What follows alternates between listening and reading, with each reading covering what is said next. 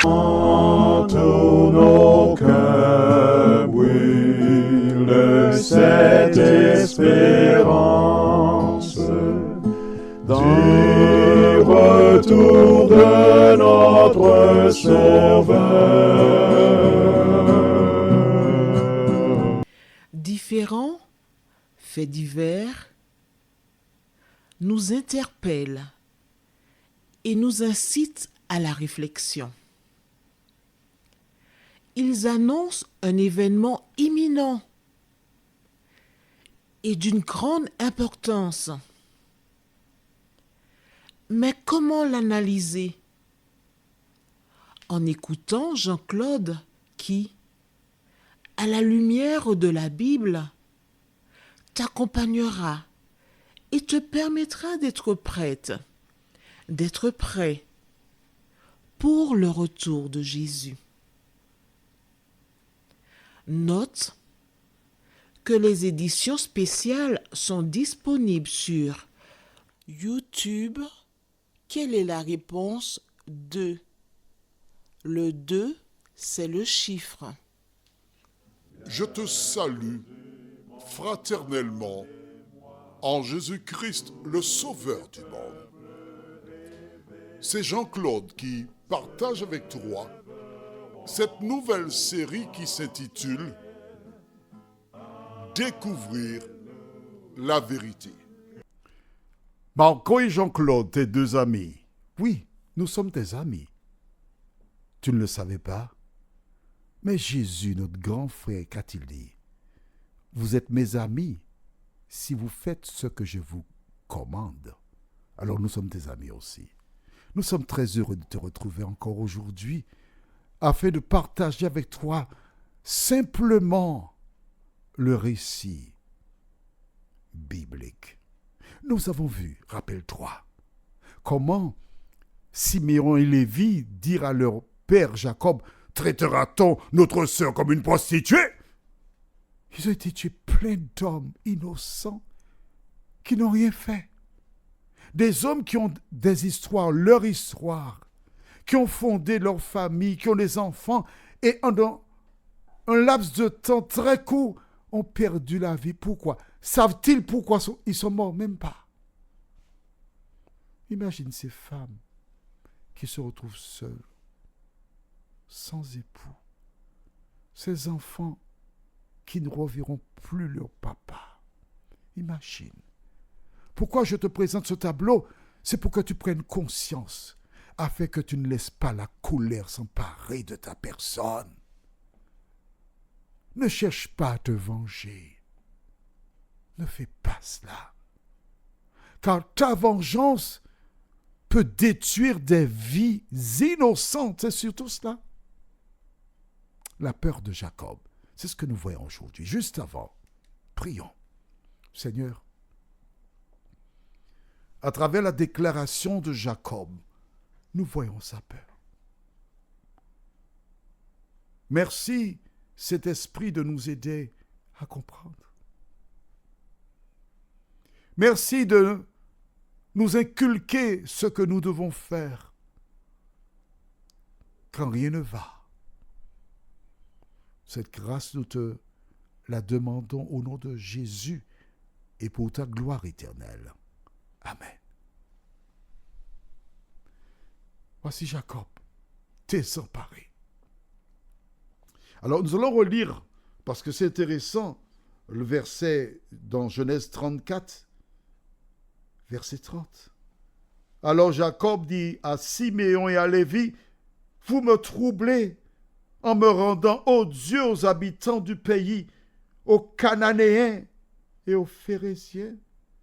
Je n'ai qu'un petit nombre d'hommes, et ils se rassembleront contre moi, ils me frapperont, et je serai détruit, moi et ma maison. » Voici le tableau qui se dresse devant Jacob. Il est désemparé. Il est sans force.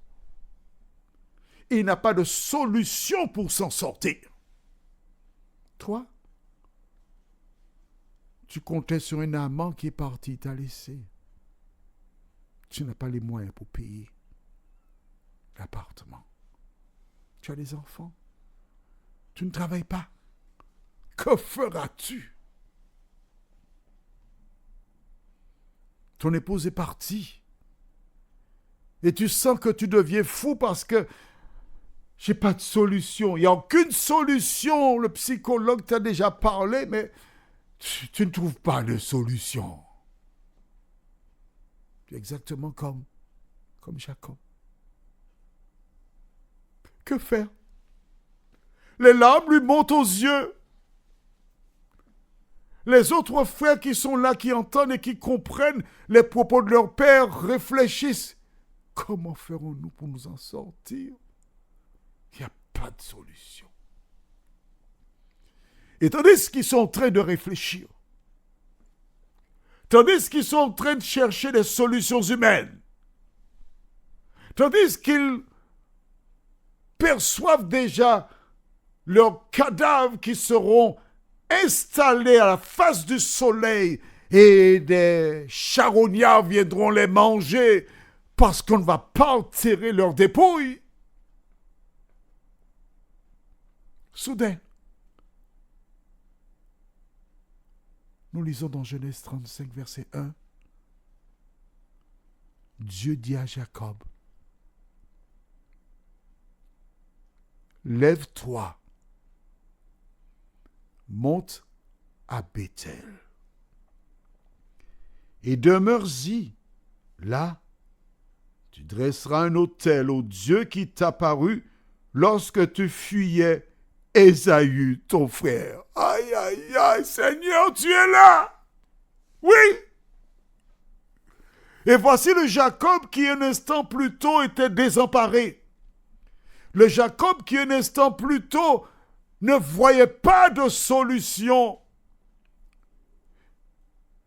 Il entend l'Éternel lui parler. Il est dans la ville. Et Dieu lui dit, lève-toi, va à Béthel. Tu te rappelles?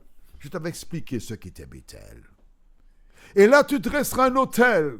L'autel, c'est ce que l'on mettait en place, entre autres, pour remercier Dieu pour un sacrifice.